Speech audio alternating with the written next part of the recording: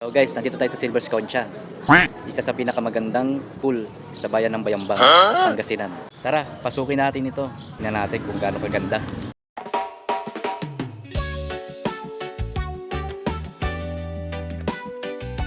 Mula sa entrance, ditong cafe. Meron din ditong hotel. Ayan. At syempre hindi rin mawawala ang asawa ko. Picture muna kami bago pumasok. Sarap mo po dito, feeling ko boss ako. Papogi muna. At syempre hindi rin mawawala si Uncle, si Bayaw at si Bilas. Nandito rin ang aming reyna, si ate, nakaupo sa trono ng Encantadia.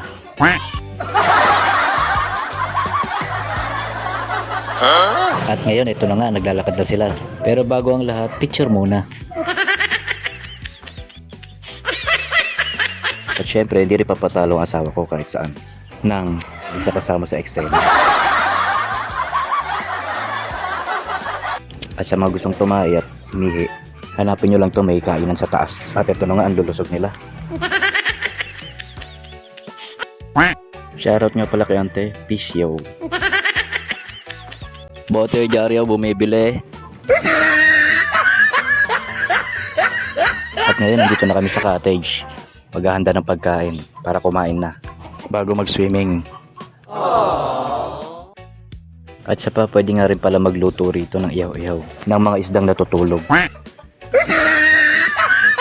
At ito naman ang swimming pool ng pambata, lalo na sa mga isip bata. May kasama ring slide na pambata, hindi pa matanda. Ang ganda ng tubig dito, kulay brown. Ay, kulay white pala.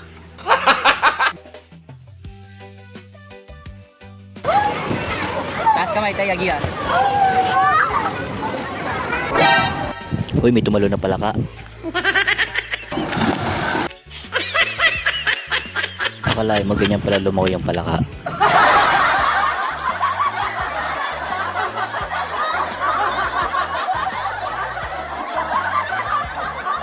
Kainan na, let's go.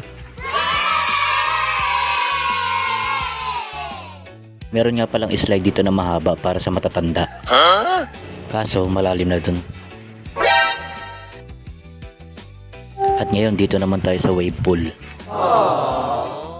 Daming tao nag-aabang sa wave pool. At eto na nga, naglulundagan na sila. Meron nga din pala ditong sari-sari store. At syempre hindi rin mawawala ang mga singer namin.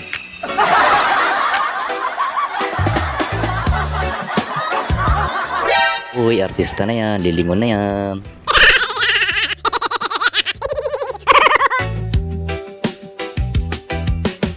Kaway-kaway mga itik.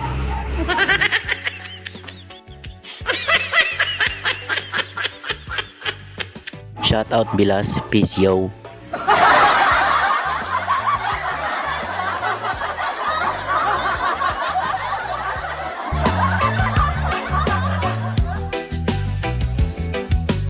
Pansin nyo ba kahit malulusog sila, lumulutang sila?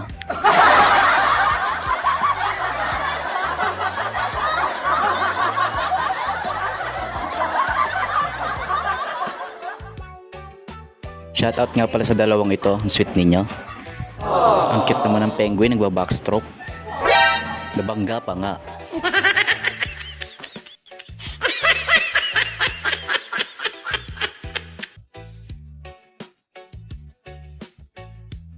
Ready? 1, 2, 3. Hi! 3.